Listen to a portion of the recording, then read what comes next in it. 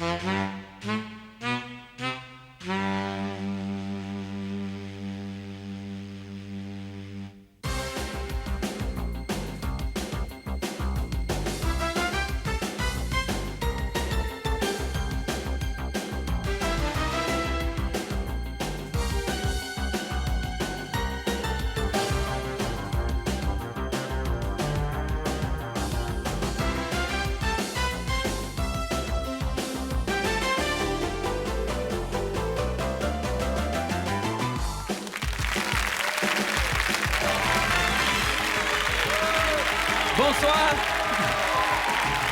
Bonsoir, bonsoir à tous.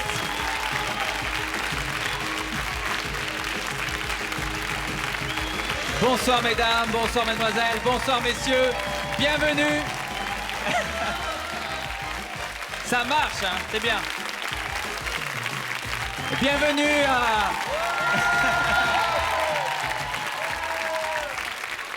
Ça, c'est une blague qu'on me fait encore. Alors, bienvenue à Surprise Surprise. Je vais tout de suite appeler mon ami québécois, celui à qui je dois tout sur l'humour et sur les gags, Marcel Béliveau.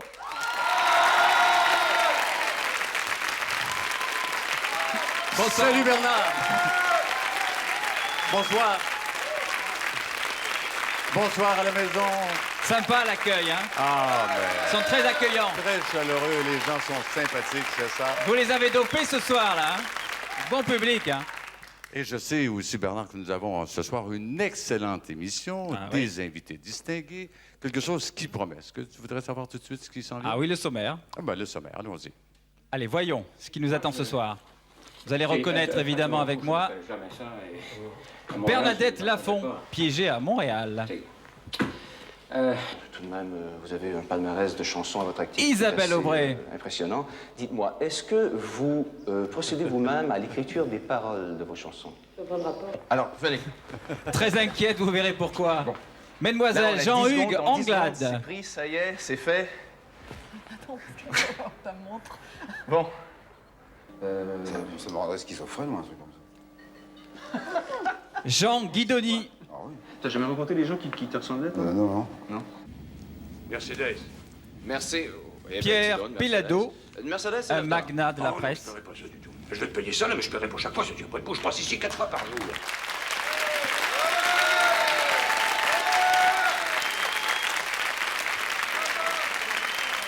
Vous allez voir que ça promet. Alors, on va retrouver nos invités. On va retrouver nos deux invités. Elle sera l'héroïne tout l'été sur TF1. Et puis elle chante. Elle a autant le trac, m'a-t-elle dit tout à l'heure en coulisses, que lorsqu'elle chante. Isabelle Aubray et Daniel Evenou.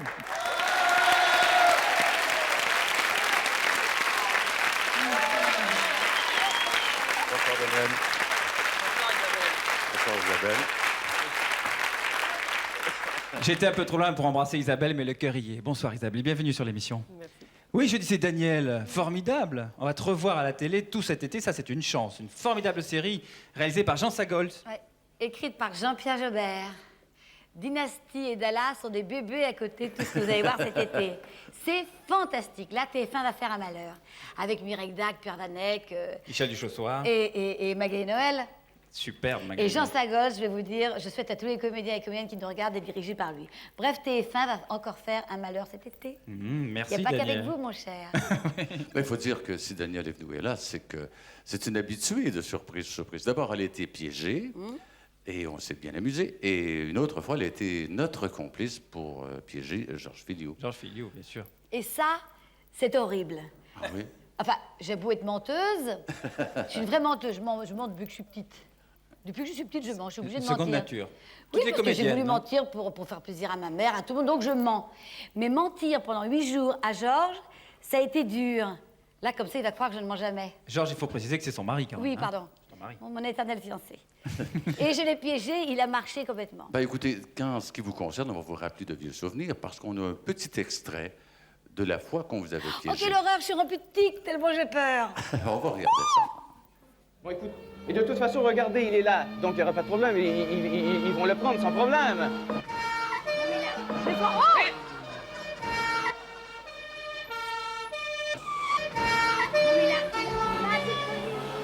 Pardon? Il a un grain de folie. Vous pensez qu'il a un grain de folie? Écoutez, c'est très important pour moi. Il faut que vous me disiez. J'avais envie de faire un cauchemar. Où est le théâtre? Emmenez-moi au théâtre. Le théâtre, il est... Non, mais restez ici, parce que c'est trop dangereux, là. Écoutez. Je veux savoir une chose. Est-ce qu'il y a quelque chose... Je rêve ou vous... pas, là?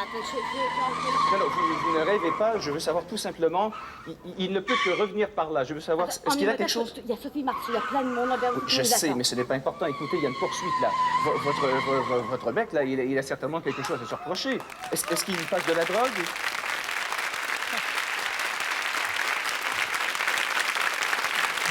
Daniel Evenou revit vraiment péniblement cette situation. C'était terrible, non?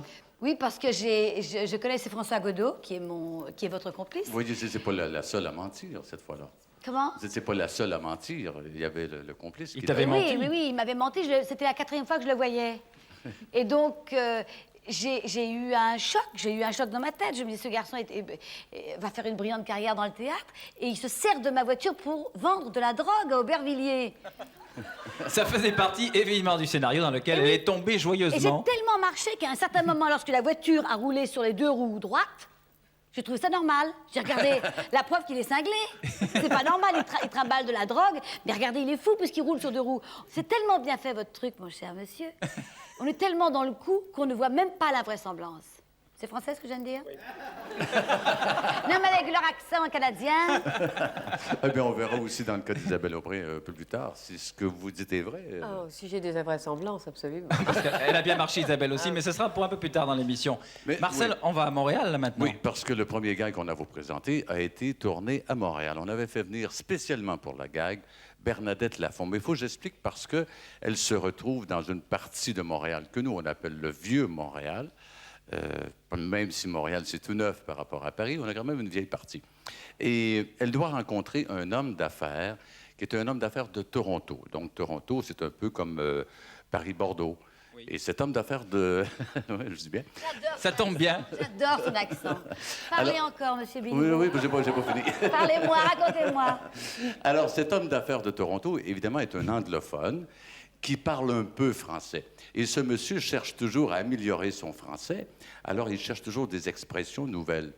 Alors il doit rencontrer Bernadette Lafont, sauf au moment où ils arrivent au rendez-vous, le monsieur anglophone vole la place de stationnement de Bernadette Lafont et de notre complice. Et à partir de là, l'histoire se complique. Et c'est Luc Béraud, le complice, qui est très connu en France comme réalisateur, aussi scénariste. C'est vrai, c'était notre complice. Ouais. Oui, il faut le dire. Luc Béraud, Bernadette Lafont.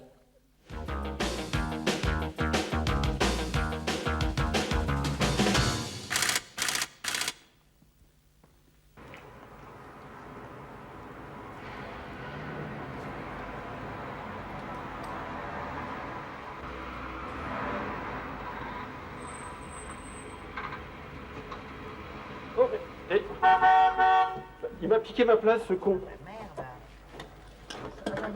Oh, c'est ma place. Monsieur, j'étais en train de me garer, j'avais mis mon clignotant. Oh non, laissez... Monsieur, écoutez, soyez... Oh, le con, écoute, merde. Merde, attends, il y a un mec qui se bat. Écoute, vraiment, salaud.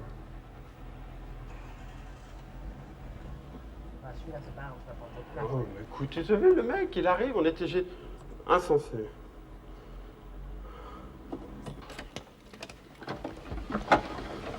Attends, je vais fermer parce qu'on a des rushs. Vraiment, quel sale con. Prends le téléphone avec toi. Ouais, tu crois? Oh, oui. Vas-y. Ah bah attends une seconde. Oui, attends. Allô? Oui, Luc? Oui. Oui, c'est Luc Campo. Ah oui. Écoute, on a un petit pépin, on est obligé de retarder le tournage d'une demi-heure, donc ça va se faire à 4h30 au lieu de 4h. À quelle heure? À 4h30. Mais et comment on va faire après pour la nuit? Ah ben ça, c'est pas un problème, tu vois, on va s'arranger. Mais écoute, tu me sembles un peu préoccupé. On était en train de se garer, il y a une espèce d'enfoiré qui est venu prendre la place. Je connais un copain qui peut t'arranger ça. Écoute, on peut remorquer la voiture, hein? Tu crois? Oui, ben oui. Écoute, va derrière la voiture. Oui. Donne-moi le numéro d'immatriculation. Okay? Alors, l'enfoiré, son numéro, c'est FE 13 996. FE 13 996, OK. Quelle marque, la voiture? C'est une Mercedes bleue, et c'est devant le 54 de la rue, là, machin. Au 54, cette espèce d'enfoiré. Oui. Regarde. Bon, allez, on y va. OK, au revoir. Oh, écoute, tu fais chier. Tu sais ce qu'il va faire? Il va lui faire enlever sa bagnole. Oui, bonjour, est-ce que je peux Bonjour, vous aider? on a rendez-vous, mademoiselle Lafont et moi-même, avec monsieur Ralph Murphy. Oui, si vous voulez passer avec moi. Ce sera ici dans une minute à l'autre. Vas-y. Venir. Vous allez vous asseoir. Merci. Ah, je vois que vous avez un cellulaire. Est-ce Oui. que je peux faire vos renvois d'appel? Alors, comme ça, si vous avez des communications, ça va rentrer automatiquement dans ce téléphone. Ah, ok, vu que je ne Ouais. sais pas bien m'en servir, c'est... Ok, je vais Les vous faire Français, ça. on n'a pas ce genre d'instrument en France. Hélas. C'est très pratique. Ouais, ça. Et voilà, c'est fait. Merci. Ça sera pas long. Merci. Pas de téléphone, non? OK, ça va. Oh. Excuse-moi, je suis désolé. On a eu un petit problème, là. Oui, ben je n'ai pas l'habitude, je suis vraiment désolé de...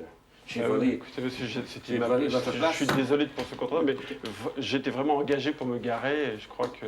Oui, ben écoutez, moi, Écoutez, à Toronto, je ne fais jamais ça et à Montréal, je ne m'attendais pas.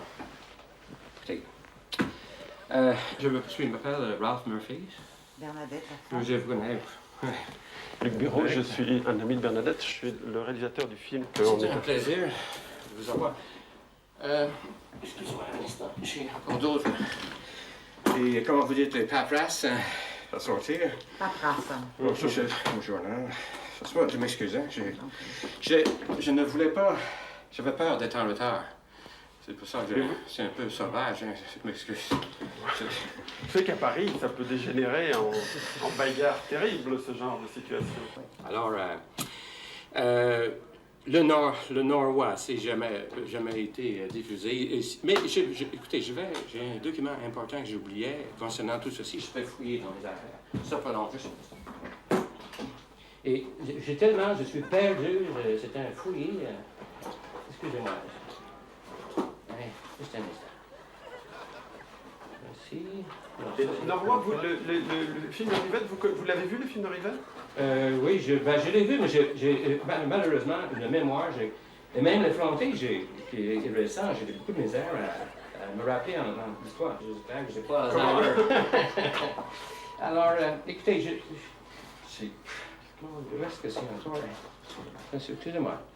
Ici, ça, c'était... Non, pas ça. Ici, c'est des budgets. Ici, c'est les contrats, etc. Et bon, j'imagine que... Ben, écoutez, je pense que c'est effrayant. Mais C'est Noroy, important que... c'est extraordinaire que vous ayez entendu parler de Noroy, parce que Noroy, personne ne l'a... Oui, mais écoutez, je suis je suis quand même m'occupe de films de répertoire et on m'a parlé de ça, quelqu'un apprend. Écoutez, je vais aller chercher dans ma voiture.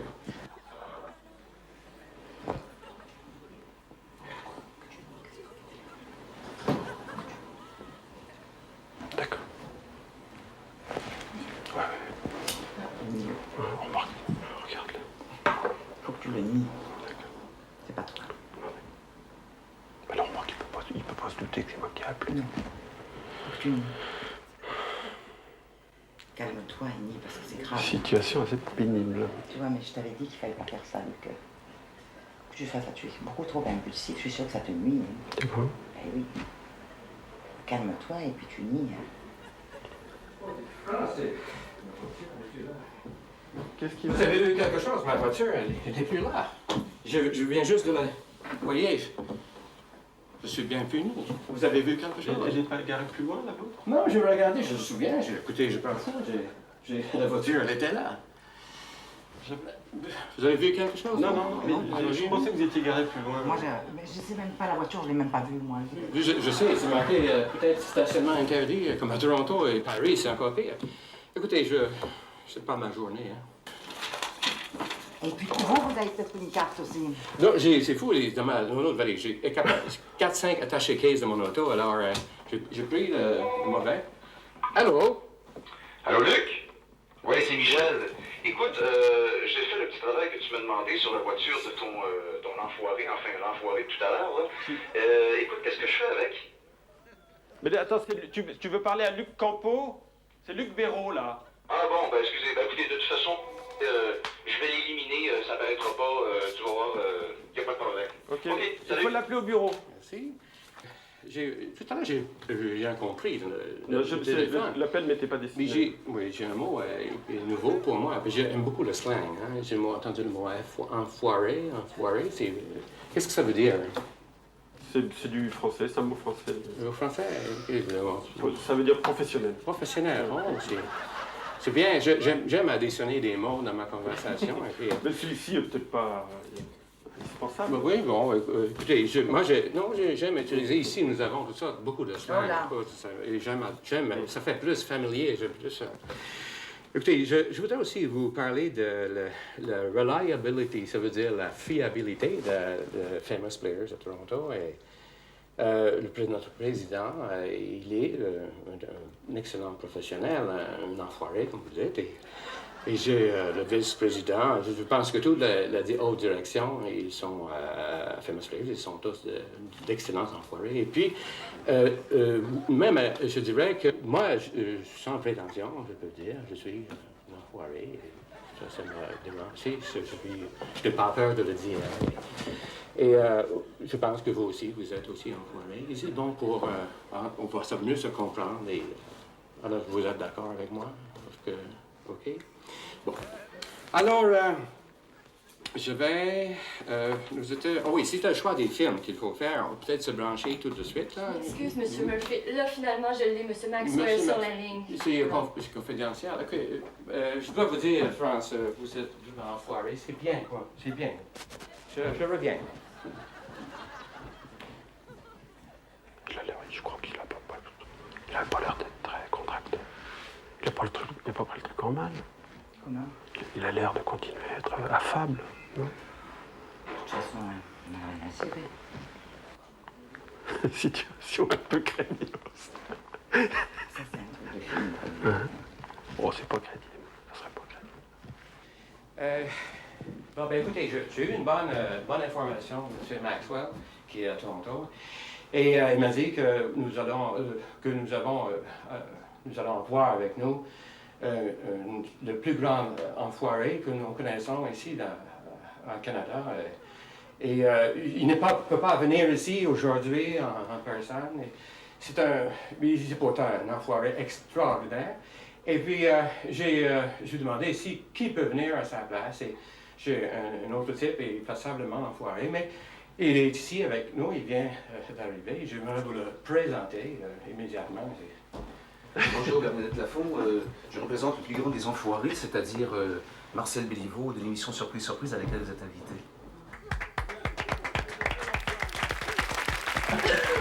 L'enfoiré, là. Et la voiture, tout est...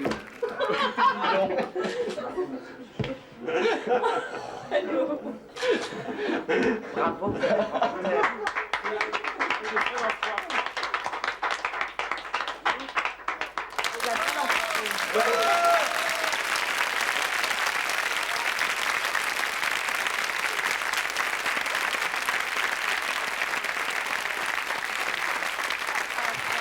Marcel, ça c'est un gag que Coluche aurait adoré. Tu es un bel enfoiré, Marcel. Ça veut dire très professionnel. C'est ce qu'elle a dit, Bernadette Lafont, vous êtes tous des enfoirés. Ça serait beaucoup plus à Coluche.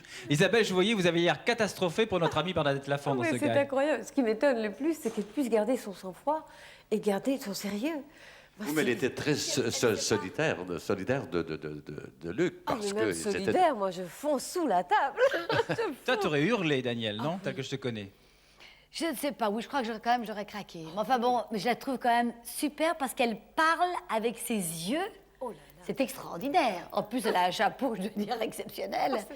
Mais maintenant, je saurais que nous faisons un métier d'enfoiré. Merci, monsieur Béliveau. Et alors maintenant, nous allons voir quelque chose, Marcel, qui est hallucinant aussi, qui arrive souvent aux personnes un peu publiques, c'est-à-dire que quand on va dîner quelque part tranquillement... Oui, ça arrive à Isabelle. Ça arrive à Isabelle, à Daniel, à toutes les personnes publiques qui passent parfois à la télévision. Il y a toujours quelqu'un dans un restaurant qui dit « Est-ce que je peux prendre une photo avec vous ?» Ce qui est toujours sympathique, d'ailleurs. Oui. C'est toujours sympathique. Souvent, l'appareil ne marche pas, ça dure 1 heure, 2 heures. Mais enfin là, non seulement l'appareil a quelques problèmes, Marcel, je crois, mais c'est pire que ça. Encore. Oui. On va pas tout raconter. L'image va tout nous raconter. Oui, et là, on retrouve... On retrouve Jean-Hugues Anglade. Ah, ça y est, eh oui, elle adore Jean-Hugues Anglade, bien sûr. On avait la complicité de son attaché de presse. Donatien Humbert. Oui. Voilà, son ami et attaché de presse Donatien Humbert. Regardez, Jean-Hugues Anglade qui s'est fait avoir.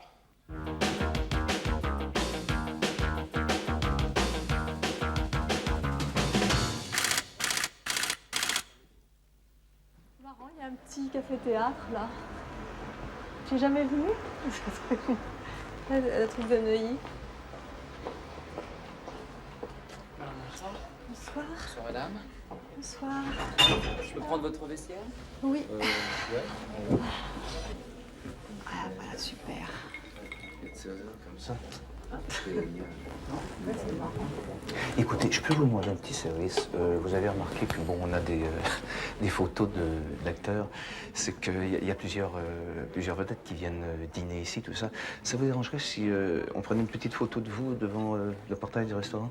Maintenant, là? Ouais.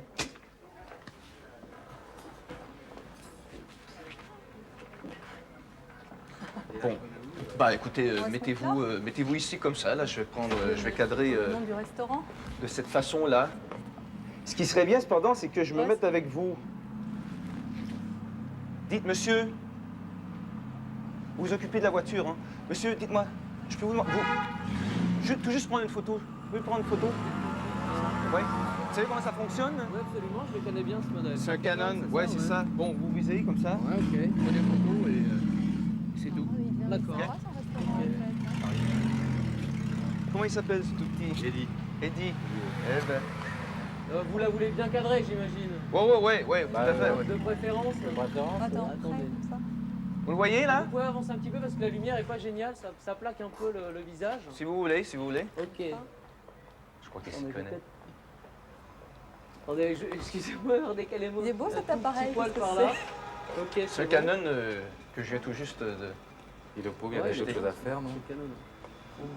Oui, c'est Neuilly, les gens sont très très sympas. Ils rendent des services comme ça. Le qui sont là? Ouais, c'est ça, vous prenez le... Ok, c'est parti, merci. Vous l'avez? Eh, mais hey! Merde. Hey! Il a tiré son appareil photo, il a demandé son appareil photo, il est parti avec l'appareil. Ah bon? Mais qui ça? Mais qui est parti avec l'appareil? Le patron? Un mec qui prenait les photos, il est parti avec l'appareil, le patron lui a filé l'appareil pour qu'il prenne une photo de nous. Il s'est cassé directement avec l'appareil. C'est pas vrai. Oh, il va faire une de ses tronches, le patron, parce que... Oh la vache, mais il faut l'aider quand même, non? Bah, si vous voulez, ils sont partis en courant, mais non, mais vous allez pas le temps de les rattraper. Ah bah le voilà. Ah bah il a récupéré l'appareil, ça va alors. Je cours plus vite que lui. Il a planqué sur une poubelle.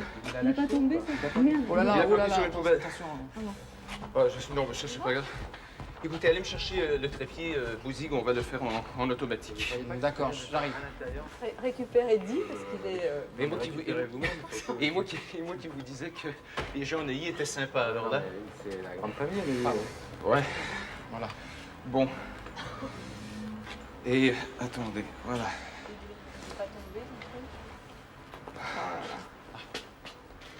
C'est con, il y a une organisation d'enfer, Enfin, je sais que j'en ai plusieurs. C'est content de se faire tirer son appareil, quoi. Les rallonges et tout, quoi. Ça va, Yassine, là? Ouais. Vous pouvez Il est en tremble, vous mettre un tout Oui, petit il a peu sur ce peur. côté? Sur ce côté? Non, à votre droite. Voilà. À votre droite. Ouais, voilà. Ça. Voilà. On a 10 secondes. Ça fait longtemps que j'ai pas couru comme ça. C'est quand tu veux, hein. Mais qu'est-ce qui se passe là? Ça déclenche pas cette connerie? Bon, attendez, je vais voir. Pourquoi ça déclenche pas? Ah, c'est con. Ah, il faut réarmer. Et, Oui, attendez, je vais réarmer. Oh, c'est insensé. T'as pas froid? Bon.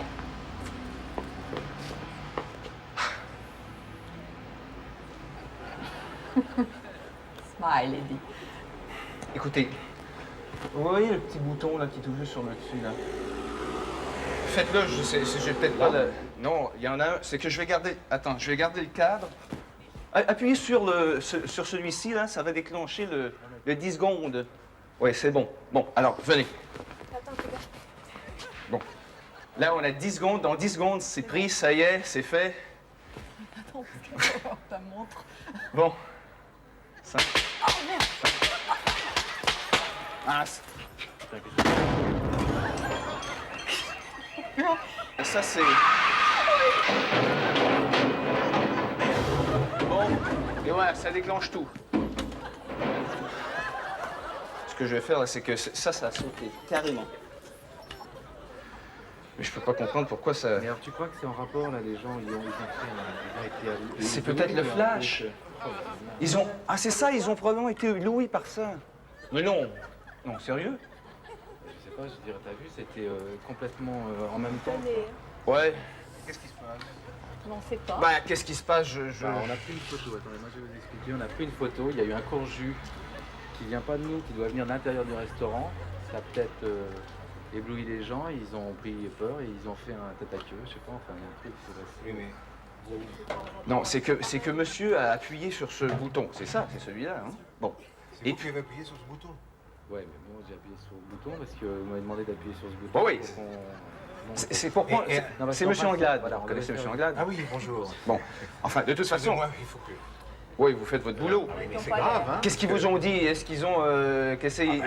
ils ont été aveuglés ou quoi? On a entendu du bruit, oui. Ah, on nous a dit un éclair, et alors... Ah, c'est ça. Hein. Ah, c'est ça. C'est Là, l'éclair qui... Vous êtes responsable, hein? Oui, on est responsable, mais on n'est pas complètement responsable non plus, parce qu'en principe, un appareil photo, ça fait pas un... Mais ça explose pas. Mais il est à qui? Il est à vous, monsieur Anglade? Non, il n'est pas à moi. Non, mais vous expliquez peut-être calmement. Là. Bon, alors calmement. J'ai demandé de prendre une photo avec monsieur... Et c'est fait, moi je vois plus rien là. Non, mais attendez... Qu'est-ce que vous avez aux yeux? J'en sais rien, je vois plus rien. Mais non, mais il y a eu un... On a... Enfin bon... Qu'est-ce qu'il a aux yeux? Mais regardez, non mais... Bouzik, je veux rire, mais je peux pas rire, mais t'as comme des yeux de chat. Ah, mais vous aussi, remarquez. Qu'est-ce que vous avez aux yeux? J'ai quelque chose aux yeux, moi. Là, dans la pupille. Mais les yeux rouges. Ah, c'est probablement l'éclair. C'est le flash. C'est le flash. Moi, j'ai des grosses lueurs comme ça, je vous vois assez mal. Attendez, venez ici. Parce que vous avez la ici... lumière. Regardez. Mais c'est insensé, je dirais, il a des... Bah oui, il a comme des yeux de chat. Vous permettez que je... Ah non, c'est rouge, c'est probablement l'éclat. C'est l'éclat. Non, c'est ça, moi je me sens pas très bien. Non, mais j'ai des flashs comme ça, là. Il faut l'aider, quoi. Mais s'il est pas... Ça va, Bouzik, vous? Non, ça va, si vous voulez, mais j'ai des éclairs. Mais vous avez... Les gens dans la voiture, est-ce que vous vous sentez bien? Ah oui, moi je me sens bien, ça va, je voudrais qu'on récapitule, quoi. Bon, attendez. Le problème, c'est qui a déclenché tout ça? Non, attends, moi je sais ce comment... J'ai qui a déclenché tout ça. Écoutez, non, demandez à... Je peux vous parler 2 secondes? Je pense que j'ai compris pourquoi ça s'est déclenché entre vous et moi. Vous faites du ciné, vous faites de la télé. Est-ce que ça serait pas un gag de surprise auquel vous seriez invité, Jean-Hugues?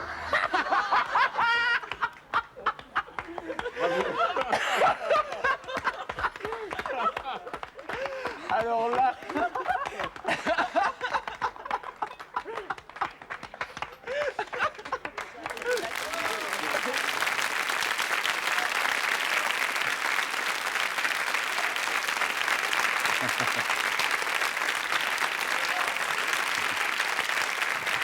Mais il était soulagé. Ah oui, c'est la folie, ça encore. Hein. Il était soulagé. Il faut saluer à nouveau Jean-Pierre Allary, le comédien qui est remarquable. Hein, Qu'on ne aussi. reconnaît jamais. Qui était dans votre gag. C'est lui qui était le Absolument. policier dans votre gag. Ça date de plusieurs années. Et ce qui me surprend, c'est que tous les artistes qui se font piéger Il ne était le dans le reconnaissent gag pas. d'Isabelle aussi. Il C'était se pas trouve- l'avocat qui vous absolument. accusait. C'est caméléon. Voyou. Ce qui prouve que dans Surprise, Surprise, on peut vraiment devenir fou. Non? Il faut ne l'être pas. On peut comprendre maintenant la folie, parce qu'il y a de quoi. Il est formidable, Jean-Luc Anglade. Il est profondément gentil, mais on sent à un certain moment qu'il se demande, il se pose des questions. S'il n'a pas les yeux de chat comme l'autre. Et il surtout. marche, il croit qu'il a Oui, les yeux tout on rouges. avait fait faire des verres de contact en forme de chat, spécialement pour notre comédien, Bouzik. Et quand tu en vois un qui a les yeux de chat et qu'on te dit, mais les tiens sont pareils, comment voulez-vous qu'il vérifie? Il a été gentil, il disait il faut le soigner, le pauvre, il faut le soigner, il disait c'était gentil. Bravo Jean Anglade, qu'on peut applaudir encore pour sa gentillesse, sa patience aussi.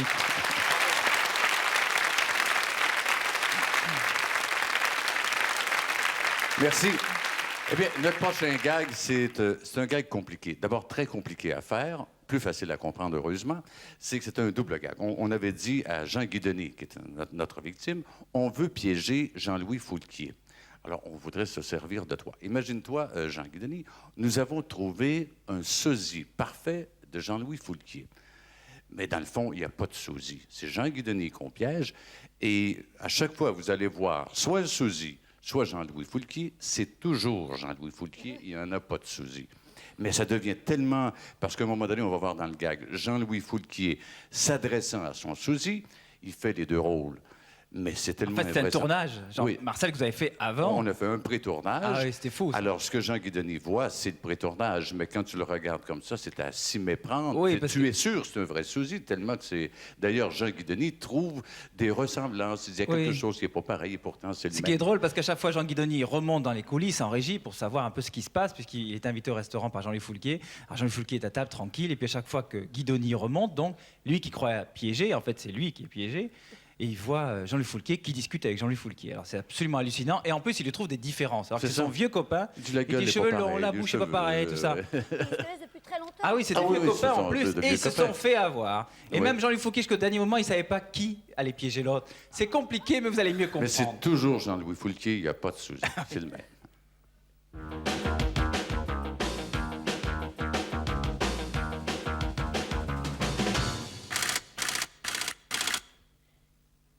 Ouais, ce que tu fais, tu me donnes le gros plan et tu vas me donner le two-shot aussi.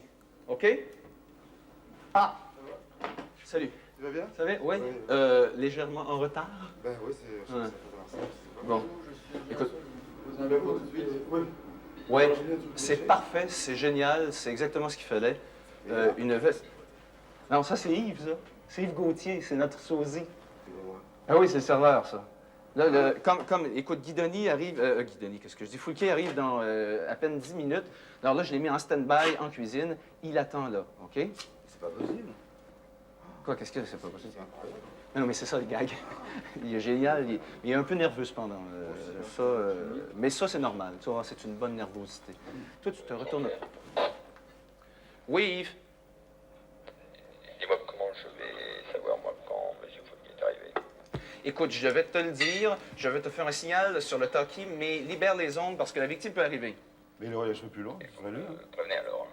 Oh oui, je vais te le dire, mais s'il te plaît, dépose le talkie, la victime peut arriver, OK? Bon. Il est un peu nerveux. Ouais, ben oui, moi aussi. Est-ce que tu trouves qu'il lui ressemble ou... Bah ouais, ben les bons. À Bah, part les que cheveux, Jean-Louis a peut-être? les cheveux plus longs, peut-être. Ah oui, les cheveux plus longs. Bon. Mais de toute façon, c'est un sosie, c'est un sosie. Remarque, c'est bien, ils sont pas mal, là. Ouais. Tout compris dans le rôle du voyou. Jean-Pierre, la victime vient d'arriver. Jean-Louis Foulquier est là. Attention, la victime vient d'arriver. Roulez les caméras, s'il vous plaît. La victime vient d'arriver. Bon. Qu'est-ce que je fais, moi, là, maintenant? Je vais tout de suite, tout. Non, écoute, tu attends, tu n'y vas pas tout de suite. Tu fais ce qu'on t'a dit, tu attends, OK? Bon, OK. Alors, on va laisser Foulquier arriver. On va le laisser s'installer. Non, ben, pas de chewing-gum. Non, je pas. Ben, de toute façon, tu ne pourras pas bouffer avec du chewing-gum. Zoom in sur la victime. Excellent. Ouais, c'est vrai que c'est un peu différent, t'as raison. Oui, regarde, il a les cheveux. Ouais. Il est plus grisonnant aussi. Hein? Ouais. C'est incroyable. Il est curieux, en plus. Oui, il me fait rigoler. Mais non, j'en ai confiance. Je crois que ça va bien aller. Et Jean-Louis a les cheveux plus longs. Comment? Jean-Louis a les cheveux longs. Jean-Louis a les cheveux plus longs? Bon, tant mieux. De toute façon, ils peuvent pas être vraiment ressemblants. C'est des sosies, bon, de figure et tout ça. Mais il a l'accent. C'est incroyable. Ouais, mais lui, il est... Bon, comme je te dis, bon, c'est un boulanger. Bon, c'est un boulanger. Il n'est pas très... c'est pas un aigle, là, qu'on dit, mais tu vas avoir une différence. Dans le parler aussi, il est peut-être moins sûr de lui-même. Ça me rendrait schizophrène, moi, un truc comme ça. Oui, tu crois? Ah oui. T'as jamais rencontré des gens qui te ressemblaient, toi? Non. Non? Moi, je vais t'envoyer bientôt. OK, écoute. Dominique, tu prends M. Guidoni, tu l'amènes et toi, tu arrives. OK, OK? Allez, merde.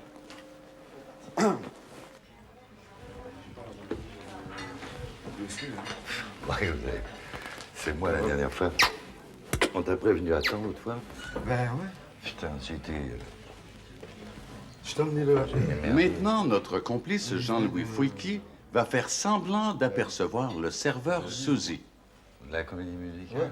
C'est pas vrai. Et je crois pas. T'as vu? T'as vu ça? Hein? T'as vu serveur? C'est un gag. Tu peux pas voir de là. Je crois pas.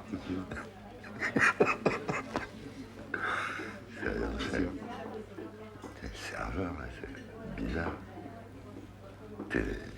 Non, j'ai pas vu.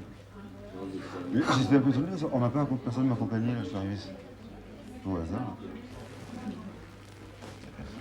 Si le serveur, j'aimerais bien que le serveur vienne, là, parce que tu vas voir, c'est... Pourquoi il est beau? Étonnant, là, il est pas... Il a des sourcils un peu comme moi. Non, je ne crois pas, ça c'est un sketch. Ça t'en dit pas? Tiens, si je vais faire pipi. Je vais en profiter, quoi. J'ai pas mes lunettes. Oui, tu gardes le gros plan, c'est ça, garde le plan buste sur Foulquier. Bon, ouvre ta veste un peu comme ça, là, ça va aller. Bon, c'est enclenché, ça va bien. Ça va? Ouais, ça va très bien. Il t'en a parlé, il a remarqué, ça c'est évident. Moi j'ai pas... Non, bon, tu t'es retourné un peu vite, enfin, c'était comme quelqu'un qui n'est pas intéressé à regarder. Je vais envoyer dans quelques instants Yves, OK, qui lui va aller voir Foulquier. C'est pas croyable. OK. Yves, tu vas aller pour ton... Mets-toi en stand-by, tu vas aller pour ton intervention, OK? La première intervention, tu dis bonjour à M. Foulquier.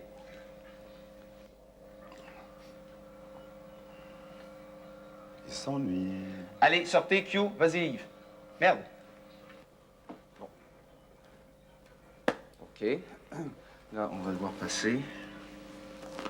Et c'est là qu'on va... Alors là, porte attention, parce que c'est là qu'on va voir la réaction de Foulquier. Il va vraiment être...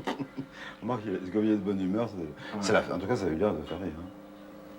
Ouais, bon, voilà. Tu vois comment il marche, il est pas très... Bonsoir. Vous n'avez besoin de rien?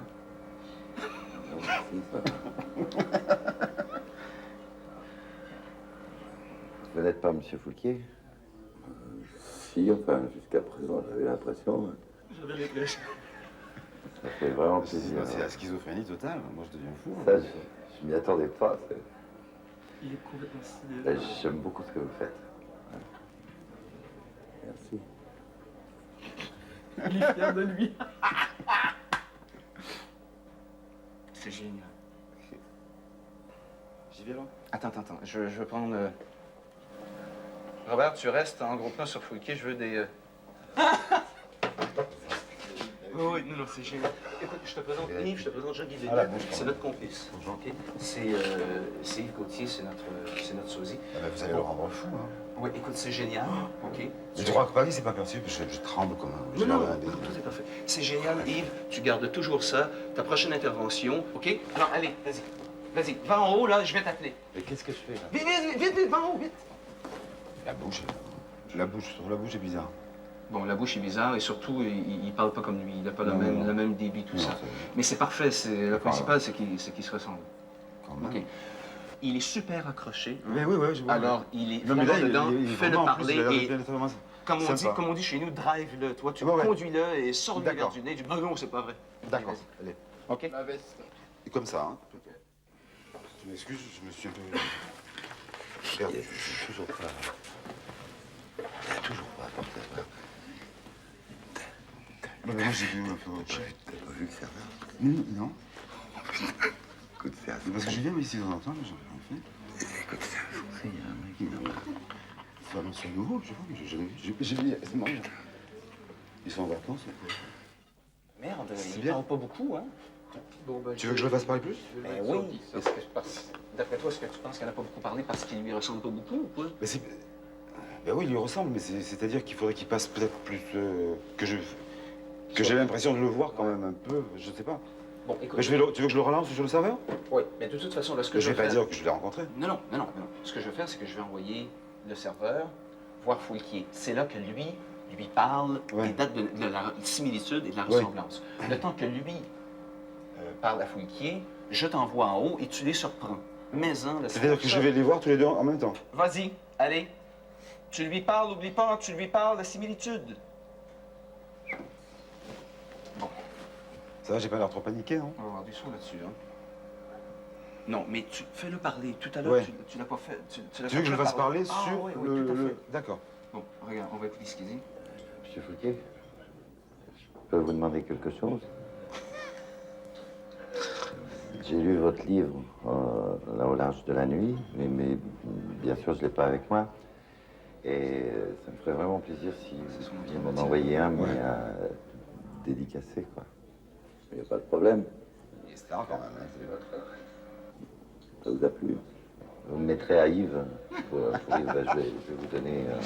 Mais là, il faut qu'il Mais il est bien, lui. Oui, je sais. Attends, je vais demander un two-shot. Vous êtes l'émission avec Boranger, je ne sais pas si vous vous souvenez. Oui, je me souviens. Et il était chaud, hein. C'est bien. Et vous êtes vraiment copains, quoi. Oui, j'aime bien cet homme-là. Dites-moi, on vous a jamais dit que vous ressembliez à Michel Droit? Alors, non. Non. Des fois, on me dit à Adjani, mais pas... À qui? Mais merde. Pas Michel Droit, non. Non, mais attends, là, il déconne un peu, parce que là, il faut qu'il parle de la similitude, là. Il faut qu'il parle des dates de naissance. Bon, ben, allez, parle merci, ben, je vais vous donner mon adresse. Hein. Et là, il ne parle pas de là? Il va retourner en cuisine, là. Là, je vais lui parler, parce qu'il était censé... Je vais le faire retourner là-bas. Il était censé lui parler des dates de naissance. Qu'est-ce que tu fais là? Tu étais censé lui parler de la similitude et des dates de naissance qui sont les mêmes. Qu'est-ce qui m'a foutu des complices? Ah, bah, c'est moi. Non, mais il faut pas l'engueuler, le pauvre. Non, mais écoute, non, mais... Écoute, oui, je sais. Bon, je sais que t'es boulanger, t'es pas acteur. Tu es censé lui parler des dates de naissance. Oui, il joue bien, mais c'est pas le scénar. C'est pas le scénar. Bon, toi, tu dois le faire parler et toi, tu dois parler avec lui. OK? Ça va, ça? Est-ce qu'on s'entend bien? OK. Bon, regardez. Là, je vais vous montrer où vous allez monter tous les deux en même temps. S'il te plaît, André, tu peux tu peux me peindre vous êtes jamais allé à La Rochelle? un plan large. Non. Et pourquoi vous n'êtes pas allé le voir? S'il te plaît, André, tu peux me faire un plan large, je veux Il est pas très montrer sympa où avec ils vous, doivent se placer. Et là, parle de lui, bordel de merde, de la date de Vous êtes pas naissance. angoissé? Et toi, tu lui tires des verres du nez, parce que ça coûte cher, ce gag, et il faut vraiment que ça roule. OK? Ça va?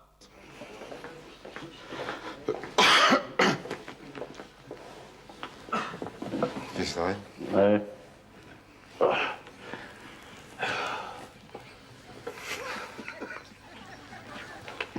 On fait des photos. C'est toi qui as été piégé surprise parce que tout ce que tu as vu, c'est en playback. Et Foulquier jouait les deux en haut.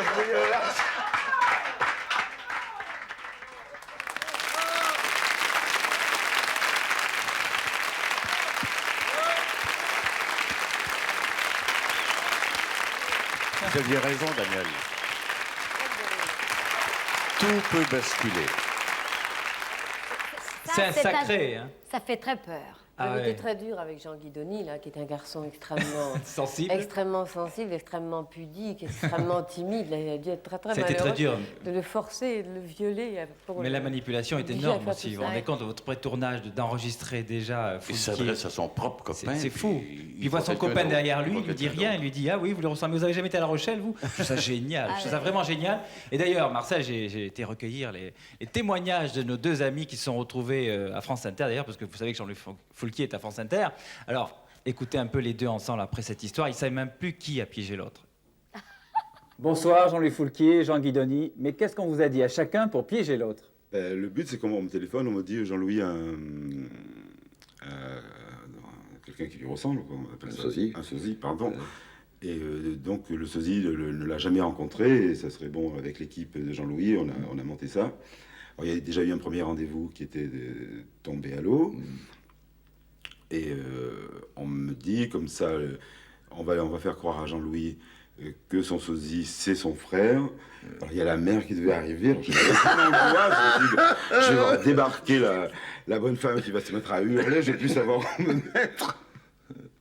Jean-Louis, qu'est-ce qu'on vous a dit pour piéger Jean Guidoni? Moi, on m'a dit que... On m'a raconté toute l'histoire. On m'a dit que j'allais vraiment piéger Jean. Donc, vous aviez tout filmé? Ouais, et on avait tout filmé avant. Mais au fur et à mesure, c'est ça la force du gag et de cette équipe, c'est qu'au fur et à mesure qu'on avançait dans le gag, j'étais de plus en plus persuadé que c'était moi qu'on était en train de piéger.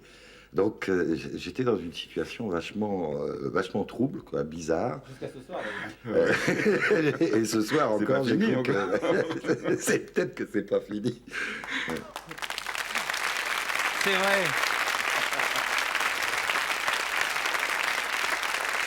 Vous êtes terrible parce que l'impact est tel que même ce soir-là, ils pensaient encore qu'on allait les piéger ensemble. Alors, ils se regardaient de tous les côtés pour savoir s'il n'y avait pas des caméras. Ils avaient vraiment très peur, même ce soir-là. Je tiens à dire que Jean-Louis Foulquier anime également les Francopholies de La Rochelle et ça aura lieu du 11 au 16 juillet. C'est exceptionnel, ne manquez pas ça. Tous les artistes français, les meilleurs en tout cas, seront là-bas. Eh bien, si vous voulez, là-dessus, on va se quitter quelques instants pour la pub. Mais avant d'aller à la pub, il y a toujours Mme Aubray qui attend qu'on présente son gag. Mais avant d'aller plus loin, on va vous montrer un petit extrait du gag de Mme Aubray, un gag que j'adore.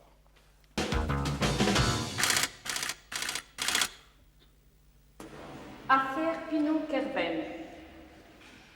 Monsieur Pinon, propriétaire de la société Pyrocénie, dont le siège social se trouve à Saint-Maur-les-Fossés, demande pour dommages et intérêts la somme de 2 225 000 francs pour l'incendie survenu dans la soirée du 16 avril 1991. Incendie provoqué par un mégot de cigarette encore allumé jeté par monsieur Kervern entre 20h30 et 20h45. J'appelle à la barre devant ce tribunal Madame Danielle Fouché.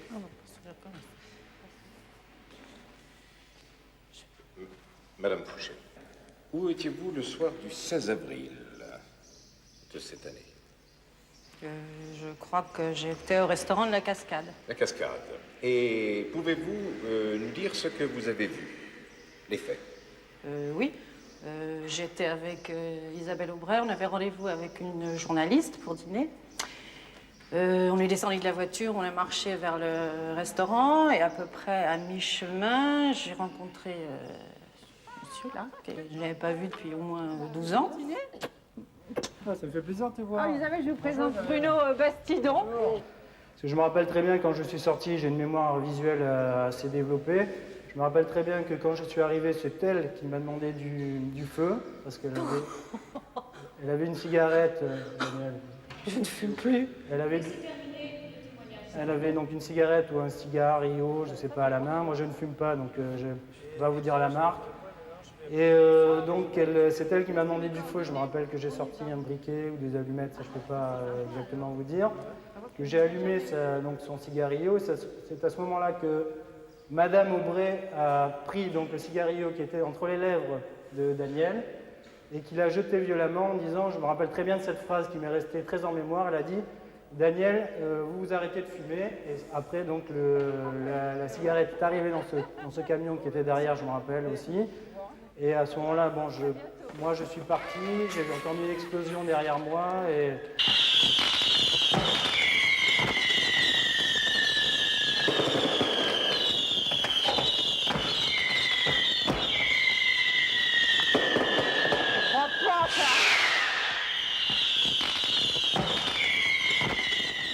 Donc, Madame la Présidente, ce requis reflète bien au tribunal ce qui s'est passé, c'est-à-dire que vous avez le restaurant ici, la Grande Cascade, la pelouse, le camion qui appartient à la société Pinon.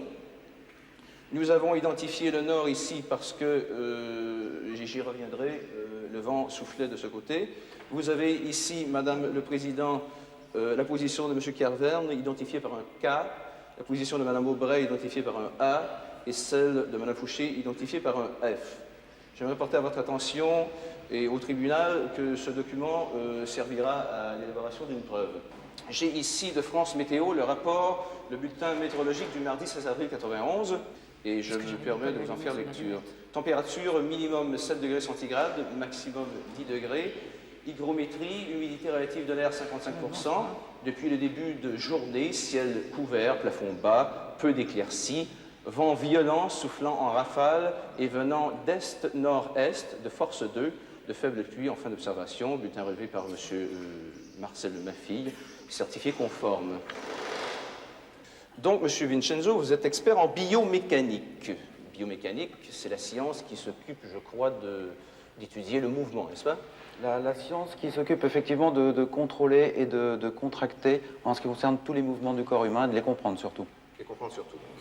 Monsieur Vincenzo, vous pourriez dire au tribunal, s'il vous plaît, si selon les faits donnés, c'est-à-dire le rapport de France Météo, et selon ce graphique, c'est-à-dire la position des trois personnes, c'est-à-dire le présumé coupable et les deux témoins, est-ce que, selon votre expertise Et il y aurait possibilité que M. Bruno Kervern, étant de dos au camion, ait pu projeter ce mégot de cigarette.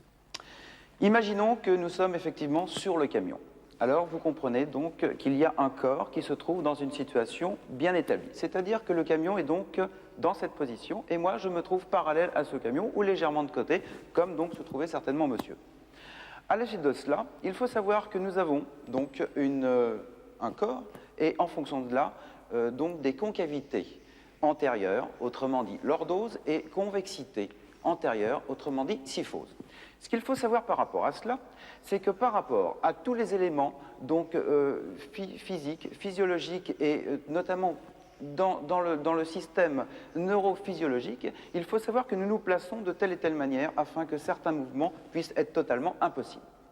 C'est le cas pour monsieur dans le sens où à partir du moment où nous avons un poids de corps qui se trouve dans une position avec un axe bien défini, il est totalement impossible, et ça je l'affirme, impossible de pouvoir lancer quoi que ce soit sans pouvoir se démettre quelque chose de physique, notamment le deltoïde, qui est donc un groupe musculaire au niveau des membres supérieurs, avec donc le vaste externe et le vaste interne, qui veut dire tout simplement que là, il y aurait donc des muscles en insertion sur les clavicules, l'acromion, et donc l'omoplate, qui... Pourriez-vous aller au fait de votre argumentation plus rapidement? Absolument. Ce que je veux dire par là, c'est que tout simplement, à partir du moment où nous aurions été obligés de lancer quelque chose, il y aurait eu donc un contact qui se serait créé au niveau de la ceinture pelvienne, c'est-à-dire au niveau du train porteur, qui aurait fatalement déplacé quelque chose. À partir de là, il faudra utiliser des chaînes complexes, donc le cycle de Krebs, c'est-à-dire l'ATP, l'adénosine triphosphate, qui se transforme fatalement en adénosine diphosphate et phosphocréatine, qui donne... Nous ne mettons pas en cause votre science. Oui ou non, est-ce que M. Kervern aurait pu lancer ce mégot? Je puis l'affirmer que non. Merci. Deuxième question. Selon, bien entendu, votre science et, bien entendu, selon les positions des gens, y a-t-il une personne sur ce graphique qui aurait pu lancer de façon presque normale ce mégot? Bien oui, effectivement, il y aurait une personne qui aurait pu effectivement le faire. Ça aurait pu se trouver, donc monsieur est impossible, donc ça aurait pu être soit cette personne-là, en fonction peut-être de cette personne-là, c'est-à-dire qu'il suffit simplement de se placer par rapport à l'axe médiane de la ligne du corps, tout simplement en fonction du polygone de substantation. Il faut savoir qu'au parallélisme... Qui aurait pu lancer ce mégot? Je pense tout simplement cette personne-là. Je suis désolée de ce qui se passe, mais écoutez, ce genre de situation se passe de temps en temps. C'est pour ça que j'ai absolument besoin que vous soyez protégés. Ce n'est pas mon rôle puisque je suis le juge, mais un avocat va vous défendre. C'est-à-dire que l'avocat va nous défendre avant qu'on ait eu le temps simplement d'expliquer les faits, exactement comment les choses se sont passées. Eh bien, il va vous poser des questions et vous allez devant le public répondre aux questions. C'est de m'occuper de ça. Donc, Maître Durand, oui. Si vous voulez faire comparaître des témoins... Eh bien, Madame le Président, je voudrais appeler à la barre Madame Aubray. Je vous en prie. Madame Aubray, je vais vous présenter donc cette pièce à conviction, qui est la pièce à conviction numéro 43-29-91 pour l'affaire ISM 28. Est-ce que vous reconnaissez ce mégot? Vous ne reconnaissez pas ce mégot? Eh bien, c'est tout ce que je voulais savoir. Je vous remercie, Madame le juge. Ce sera tout. Monsieur Gauthier, avez-vous des questions à poser à Madame Aubray? Oui, j'aurais une seule question à Madame Aubray. Dites-moi, Madame Aubray, vous êtes connue depuis quelque temps comme une chanteuse notoire, avec tout de même, vous avez un palmarès de chansons à votre actif qui est assez impressionnant. Dites-moi, est-ce que vous procédez vous-même à l'écriture des paroles de vos chansons? Attendez, moi je tiens à protester sur cette question, Madame le Président. Je proteste. Maître Durand, je vous en prie, laissez continuer Maître Gauthier. Donc je dois répondre à cette question. S'il vous plaît, vu la tournure effectivement des événements, je pense que c'est une question qui est la pierre angulaire de ma plaidoirie. Alors donc, est-ce que vous avez droit de regard sur les paroles de vos chansons? J'ai le droit de regard, bien sûr, je discute avec mes auteurs, mais j'ai des auteurs avec lesquels je travaille depuis très longtemps. Donc vous savez ce qui s'écrit pour vous et vous approuvez avant? En principe, oui, bien sûr. C'est tout, merci. Madame Aubray, qui était présente sur les lieux, est une chanteuse très connue chez nous. C'est d'ailleurs son dernier disque compact, intitulé Vivre en flèche. Disque sur lequel on retrouve différentes chansons.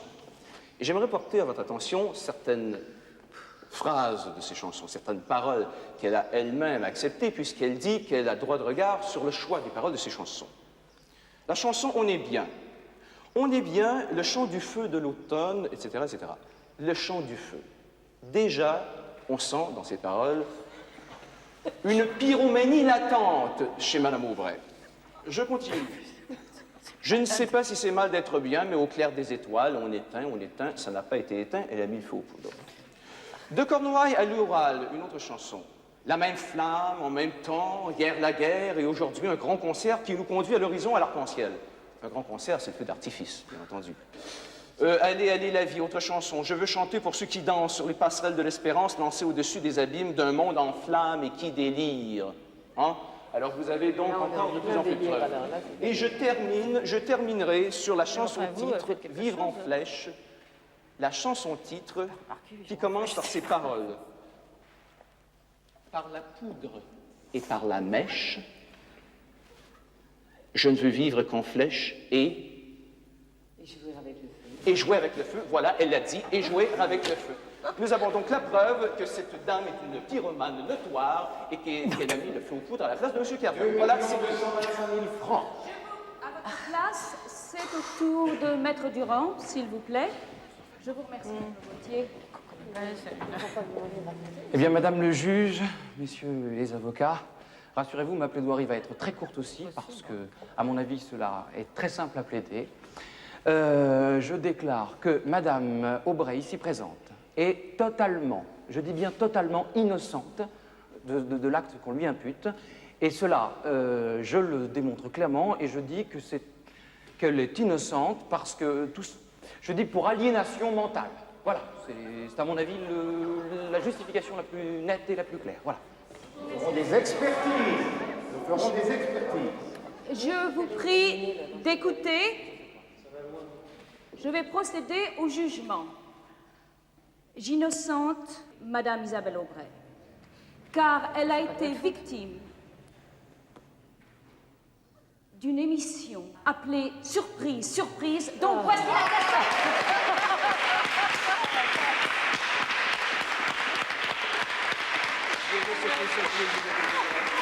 Bravo.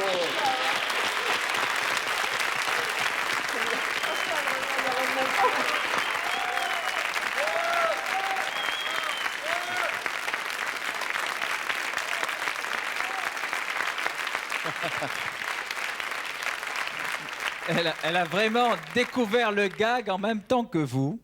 Alors, Isabelle, pyromane, aliéné mental ou quoi? C'est l'horreur ce qui vous est arrivé là, ce qu'on vous a fait. Ah, c'est hallucinant. Ce qui est hallucinant, c'est que ça réussisse à aller jusque-là. Parce que là, on en voit un extrait, mais ça a duré beaucoup plus longtemps que ça. Oui. Vous savez, il y a un dicton qui dit que l'habit ne fait pas le moine, mais c'est pas vrai. C'est le contraire. Quand on est dans la situation, on la vit telle qu'elle est. C'était le cas. Vous étiez devant un juge à la cour. C'est sûr, on voyait à vos réactions que les questions... C'était tellement hallucinant. Je voulais savoir jusqu'où ça irait trop loin. Parce que il était évident qu'il se passait quelque chose de complètement anormal. Mais je me disais, par où ça vient? Tu n'as pas eu peur d'aller en prison? Oh, pas du tout. Pas du tout. Tu t'es pas senti une seule fois coupable? Ah non, pas du tout, parce qu'au départ, quand il y a eu ce feu d'artifice, en réalité, moi j'ai donné mon nom et mon adresse aux policiers pour défendre le monsieur auquel cette mésaventure était arrivée. Et je lui ai dit, appelez-moi, je viendrai témoigner si vous avez besoin de quelqu'un. Donc je venais vraiment... C'était dans notre scénario, ça. Je venais faire l'inverse. Mais vous ne trouvez pas ça bizarre que l'avocat général au procès fait la publicité de votre disque, il le montre, voilà, et Madame Isabelle Aubray qui est là... C'est très curieux, non? Ça m'a On pas marche. étonné. Oui, on marche. Non, c'est vrai, ça Ça va vous éviter une tournée de promotion, là, c'est fait. En tout cas, il faut dénoncer votre complice, Marcel. Ah, Daniel Fouché, mais c'est la championne de nos complices. Hein? C'était pas la première fois. Vous a aidé. J'ai aidé dans le cas de Nicoletta, dans le cas de Marie-Paul Bell, Et, Daniel Fouché, on la voit à l'écran, là, je crois. Voilà, Daniel Fouché, on peut l'applaudir. Hein. Très, très utile. Est-ce que vous pourriez nous aider pour quelqu'un d'autre? Je veux bien, mais là, comme je suis en train un peu de passer professionnel, les gens ne veulent plus venir dîner chez moi. Plus personne veut venir à mes rendez-vous, donc on va faire une petite pause. Mais moi, ça m'amuse beaucoup et j'adore faire cette émission. Ben, grâce à vous, on a pu piéger Isabelle Aubray. Oui, en plus, je lui faisais des confidences. Je lui racontais que je m'étais retrouvée devant des juges déjà pour des raisons plus graves. Donc, je m'attendais à rien du tout. Elle était complice. Elle me disait, ah bon, mais racontez-moi, et alors? Mais dites-moi, C'est Isabelle, incroyable. plus loin que ça, un tout petit peu. Quand votre avocat qui vous défend, qui dit « Je plaide pour Mme Aubray », je dis que, bon, aliénation mentale. Ça vous fait quoi, se faire dire ça comme ça? Mais en réalité, j'ai pas réalisé du tout. Je viens de réaliser, là, en disant que c'était contre moi. En fait, je croyais que c'était contre tout ce qui avait été déclaré. Je pensais pas du tout que c'était contre moi. trop, comment dirais-je, trop naïf pour croire un seul instant que mon avocat allait aussi se mettre à son tour contre moi. Vous n'avez même pas reconnu le mégot. Alors là, c'était fort. Est-ce que vous en voulez, Daniel Fouché? Oh non, du tout, c'est une amie, vraiment. Non, c'est à nous qu'elle en veut. Ça y est, c'est terminé. Mais Daniel, vous aussi, vous étiez complice. Tu étais complice, toi aussi, pour piéger ton mari. Ah oui? Ah oui? Il m'en a pas voulu. Et t'as pas voulu non plus? Non. Non, mais c'est un travail très difficile d'être complice, beaucoup plus que d'être piégé. Mais parce qu'il faut quand même mentir plusieurs jours à l'avance, hein? C'est ça le problème. Il faut que tout le monde soit au courant, sauf la personne. Enfin, tout le monde. Il y a les enfants, il y a les gens qui travaillent, parce que, par exemple, pour Georges Feydeau, il ne fallait absolument pas qu'il ait un rendez-vous entre telle et telle heure. Donc tout le monde était au courant, et personne, c'est ça qui est formidable, c'est que personne n'a lâché le morceau, comme on dit. En tout cas, pour nous, Marcel, c'est foutu. Parce que maintenant, moi, tout le monde, dès que je rentre dans un restaurant, on regarde, on dit, ah, surprise, surprise, les caméras, tout ça, tout le monde a peur. Toi, je suppose que c'est pareil. On peut Bon, et on me dit, où sont les caméras? Vous voyez? Oui. Mais il a été piégé. Moi, je dis toujours, ils sont bien cachés. Vous Vous avez été piégé, vous? Ah oui, quand ça? Ah bon? Vous êtes sûr? C'est un rêve, ça. C'est pas en ce moment? Non. Daniel, je voudrais qu'on dise deux mots avant de nous séparer, parce que c'est déjà la fin de l'émission. Alors, ça va s'appeler Les Cœurs. Les Cœurs brûlés, avec Mireille d'Arc. Raconte un peu l'histoire, s'il te plaît. Je sais que tu es à la fois maman, grand-mère, ce qui paraît invraisemblable, bien sûr. Oui, c'est la première fois que je suis grand-mère. C'est un rôle très, très dramatique. Mais c'est une très, très forte et très belle série, remplie de beaux sentiments, beaucoup de tendresse. Et je crois que l'on va beaucoup pleurer et sourire, mais beaucoup pleurer dans Les Chaumières en juillet et août sur TF1. Tu ne veux pas dévoiler l'histoire, hein, je le sens. Hein, tu vas pas trop Non, en parce dire. que, je vais vous dire, je ne peux pas le faire. Parce que moi, lorsque j'ai eu le scénario, après chaque heure et demie, parce que c'est 8 fois 1 heure et demie, j'avais tellement envie de connaître la suite que je vous laisse simplement zapper sur la une pour bien nous regarder, mon cher. Les Cœurs brûlés. Merci Daniel Evenou, je suis sûr que tout le monde ne va jamais manquer ce rendez-vous. Et Les je Cœurs veux dire un brûlés. gros merci à Isabelle en vous disant on vous attend au Québec. Vous êtes toujours la bienvenue, on vous aime. Oui, merci. Merci Isabelle Aubray. Merci. Marcel, à bientôt. Hein, on se Oui, retrouve c'est très déjà vite la sur fin. l'antenne de TF1. Alors, on se revoit sur une prochaine émission. Puis à tous les autres, on dit que quoi qu'il arrive, gardez votre bonne humeur, votre sang-froid et surtout votre sourire, comme Bernard. Au revoir, Merci, tout le monde. bonsoir, À bonne la fin de soirée prochaine. sur TF1. Merci, au revoir.